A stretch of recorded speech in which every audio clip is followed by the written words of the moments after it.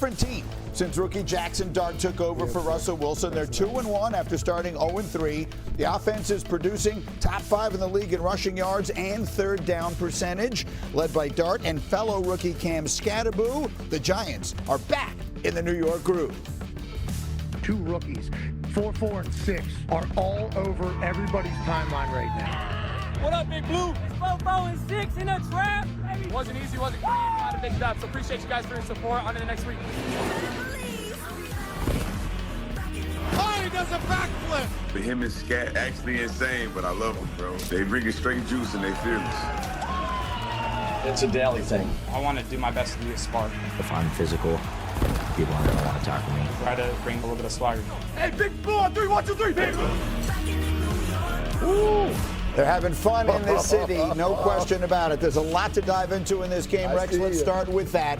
There was a suggestion made that maybe Alex didn't want to be here last week to have this argument with you 3 days after that performance on Thursday Alex night. is here because the Denver Broncos are here. They're going to play. So Alex decided to show up early. I think he was here on Friday. But, I mean, literally, this kid has taken a city by storm, which somebody predicted, right? He energized the entire football team and the fan base, and that's important, all right? Now, some of the stuff we saw from Brian Daboll after, I don't get it, Alex. You want to talk about it? Yeah, I mean, I love what Jaxson Dart's been doing. I think we've all been impressed, especially with his athleticism. But for me, it's just way too much recess, right? Like everything is recess ball. And again, he's done a phenomenal job of making plays, but there is no structure. And again, Brian Daboll, you're supposed to be this offensive genius. Can we scheme some stuff open? Again, everything is playground. Run around, make a play. And again, Jaxson Dart, to his credit, has been playing so good. But this guy's been hit more than anybody in football since he took over. You're going to get him killed, and now he's going and playing at Denver against the defense that may break the sack record. Good luck. I think this is going to run out at some point. It's not sustainable. And then, listen, the Brian Daboll catastrophe of running in the medical tent, which, by the way, Jaxson Dart's been in the medical tent twice in 3 games. And we go in the medical tent. Right, what are you doing in there? You are the head football coach. In a critical moment, it was a 3rd and potential 4th down situation. Can you imagine Andy Reid or like Mike Tomlin running in the medical tent? Or like anybody. What are you doing in there? First off, you have no idea. You're not a doctor. Get the hell out of there. And again, there's critical situation. Coach the football team. That is your job. You paid Russell Wilson $10 million to be there and now be your backup. Like, go execute. Like, I think this screams of desperation. Screams of desperation. Did Daboll go in the tent before or after Russell Wilson's the ball that was dirted in the ground? It was all at once. It was all at once. Because the one thing that you were talking about it last night, and I said that this head coach, Alex, was fighting for his job. But listen, hear me out. You had the defending Super Bowl champions, divisional opponent on the ropes, and my rookie quarterback is in the blue tent. So I don't know where my offense is going right now, but the guy that I substituted in on 3rd down threw one to the ground. So hurry up, who's ever in this blue tent, hurry up and get it. I want to go to that exact moment. He dirted it because there was a miscommunication, right? He thought the receiver was going to sit, and he kept running. Hey, it's your job. Get it fixed, coach. Rectify the situation. I want to pair this with something else. Let's think about Andy Reid a few years ago in the playoffs.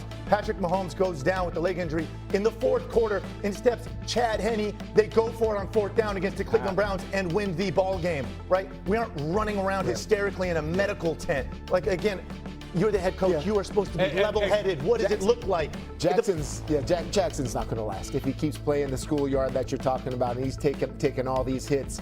Denver, this is real today, though. Okay, Denver, the defense may be the best in the league. Shefty already talked about them about to break the sack record. I mean, this is a big challenge. Let me play just how ready the Broncos are for this rookie, okay? Because we know these 2 flamboyant young stars, Jaxson Dart, Cam Scatterboo, they're the toast of the town. Everyone is talking about it, but the opposing teams are also very much aware of it. Listen to Denver's Jonathan Cooper talking about Dart.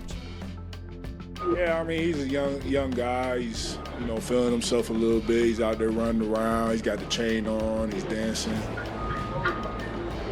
I feel like everybody needs something.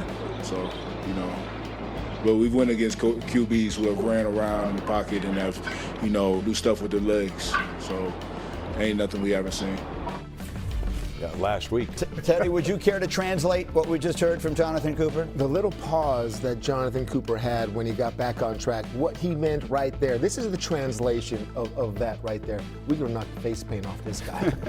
That's basically the translation, because they probably all saw it on TV also, so they saw every dance move, everything. So this is a veteran defense that's fired up. I mean, I'm sure Sean Payton, the guy that I know that he is, who he coached under Bill Parcells, okay, he's walked up to every one of those linebackers like Stranad and Singleton. Hey, you see what them rookies did to that All-Pro in Philadelphia? Yeah, let's make sure that doesn't happen to us. The continual jab and jab and jab at that defense of what these rookies have done to where they are absolutely coming out, as you say, coming out of their skin to play these guys today. And quite honestly, look, here's the week. The preparation, it's the exact same game plan. They're going to have the exact same game plan they had the week before against Justin Fields, a guy that can be creative with his legs. But, oh, by the way, they had 9 sacks in that one. Brian Daboll, you got to go back to what you did week 1, and that is run the ball 40 times. I don't care if it's one yard, no yards, whatever. Keep running the football, or you are going to get this guy killed. One thing I love about him, all right, the reason this guy has energized the thing, it's his competitiveness. Yeah. And to me, that was what's important. Mm-hmm. That's what's going to build off it. And look, his whole defense has got to be like, hey, we're the best defense on the field. All right? You have that kind of talent. All right, with the Giants, you got to show up on defense. Who did you expect Daboll to run the ball with? Scatterboo. Exactly. So when I look at this game, I look at the 3 tiers of this mighty Denver Broncos defense. All right, there's 2 of those tiers that get a lot of recognition. The back end with Moss, Surtain second, Hufanga as strong safety and free safety at times. Now let's move it to the front tier with Cooper and Bonito on the outside. But there's one tier we're not talking about. That's the backers. Mm-hmm. One thing about it, what I saw last week, 10 days ago, was the second tier of the Philadelphia Eagles not wrapping up and was not prepared to hit. Ooh. With all of this talk about how good this Denver Broncos defense is, I want to see if the second tier is ready to come up and wrap their arms around Scatterboo, because if you don't, he'll hit you out of bounds and you'll be sitting on them bleachers. So you were talking about that thing specifically, Zach Bond. Yes, first team All-Pro. And it looked like homeboy needed to get like new pads or something at halftime because he was getting trucked by Scatterboo. But really, in all honesty, I know we got to go off this. I just want to see the physicality of this defense. Will it show up on all 3 levels of the Denver Broncos defense? Greenlaw may be back today. That would be a huge help for this linebacker core, that's for sure. The Giants' young quarterback is the topic of a lot of conversation. So is the Giants' former quarterback. Off to a great start with the Colts. We're talking, of course, about Indiana Jones.